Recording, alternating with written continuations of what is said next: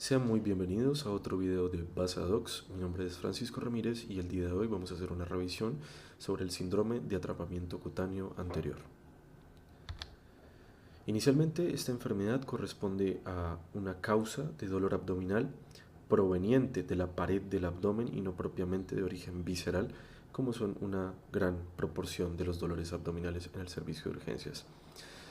Algunos datos epidemiológicos: ocurre más frecuentemente entre los 30 y los 50 años, es más frecuente en mujeres, corresponde más o menos al 2% de las consultas al servicio de urgencias por dolor abdominal y se ha encontrado en algunas fuentes externas que corresponde a más o menos un 30% de los dolores abdominales crónicos. Sin embargo, en un estudio realizado en Colombia por parte de la Universidad Nacional, en el grupo de investigación del Dr. Otero, se encontró que podía corresponder inclusive hasta un 48% de los casos de dolor abdominal crónico. Es un tipo de dolor abdominal que genera mucha realización de estudios diagnósticos casi siempre innecesarios, como endoscopias, colonoscopias, ecografías de abdomen, TACs de abdomen, laparoscopias y laparotomías, como si se tratase de un dolor de origen visceral, pero en realidad es un dolor de origen parietal. Hasta en el 50% de los casos es idiopático. Y debemos considerar que hay varias causas de dolor abdominal que corresponden a la pared abdominal y no a una lesión visceral propiamente dicha, dentro de las cuales podemos encontrar dolores postquirúrgicos, hernias, hematomas, lipomas de la pared del abdomen, dolores miofaciales, dolores abdominales referidos y dolores de origen radicular, por ejemplo por radiculopatías o herpes zóster. Sin embargo, dentro de estas causas de dolor de la pared abdominal, el más frecuente y más importante a considerar es el síndrome de atrapamiento nervioso cutáneo abdominal o síndrome de atrapamiento cutáneo anterior.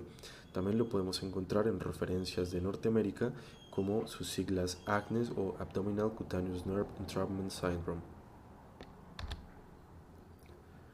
Básicamente lo que ocurre desde un punto de vista anatómico y fisiopatológico es que los nervios que salen a través de la parte muscular de la pared del abdomen y brindan inervación en la parte más superficial de la pared pueden inflamarse por diversas circunstancias y esa inflamación genera dolor que puede presentarse clínicamente de varias maneras que ya abordaremos más adelante.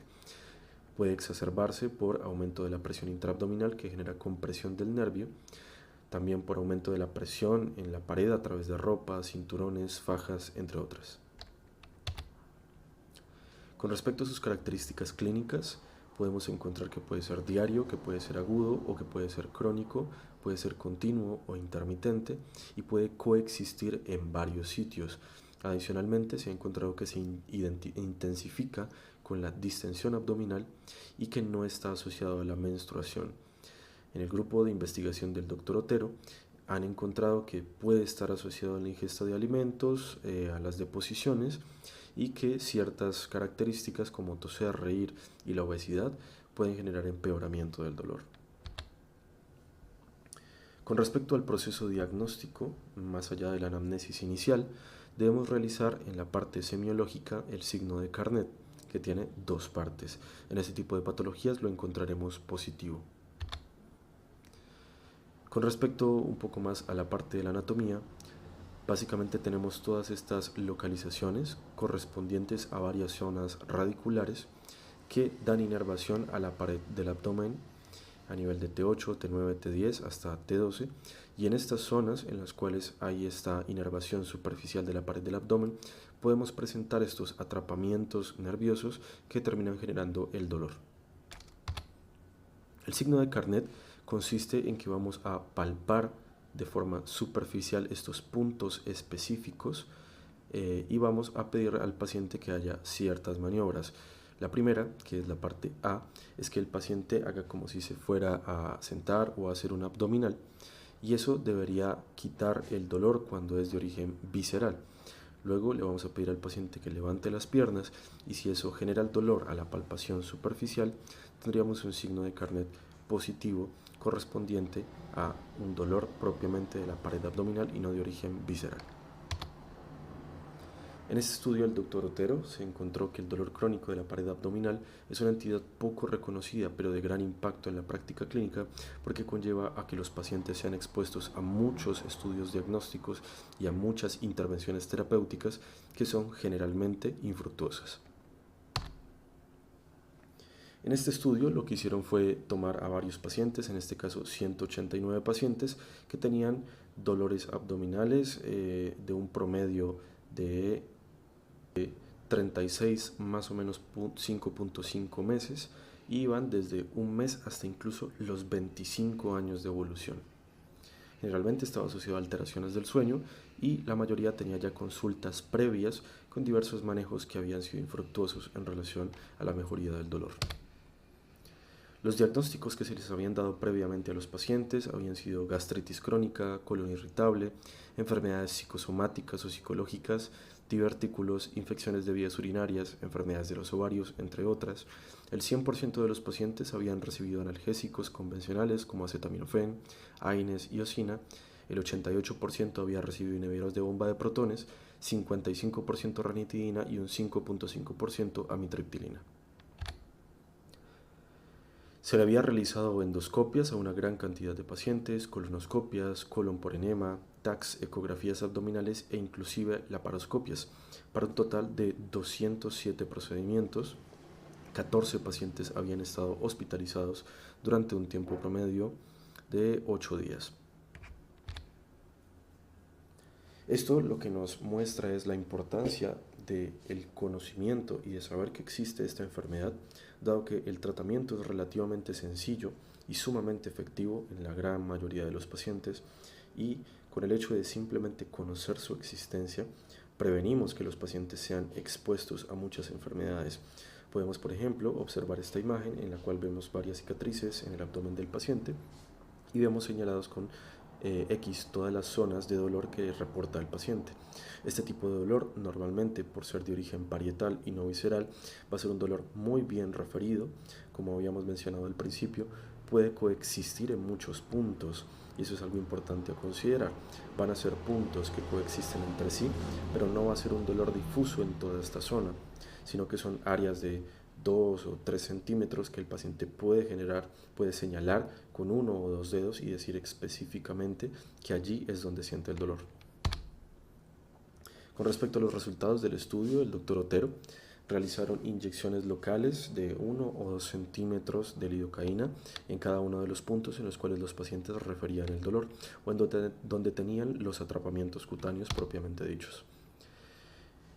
Con respecto a las características iniciales del dolor, el 67% de los pacientes lo reportaban como severo, el 30% como moderado y solo el 3.3% como un dolor leve.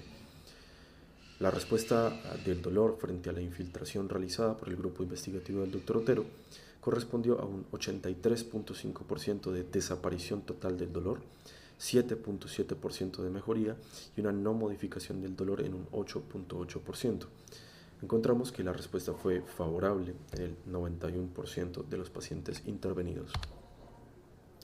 Con respecto a la respuesta progresiva, se encontró que luego de 1 o 2 años también había una disminución, aunque poco sustancial, existente de la reducción del dolor, y se mantenía en el largo plazo con una sola infiltración. También se han realizado estudios clínicos aleatorizados randomizados determinando la efectividad de este tipo de método, y se ha encontrado y se ha visto que es reproducible la efectividad de este método de tratamiento en este tipo de síndrome.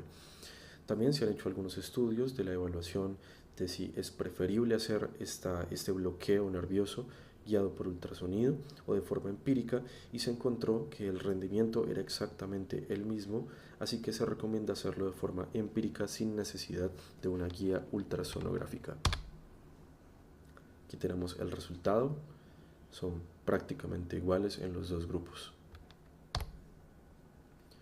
Entonces, lo que se recomienda es con una jeringa de 5 centímetros cúbicos y una aguja de número 21, vamos a administrar lidocaína al 1 o 2% a nivel de los puntos en los cuales el paciente reporta el máximo dolor.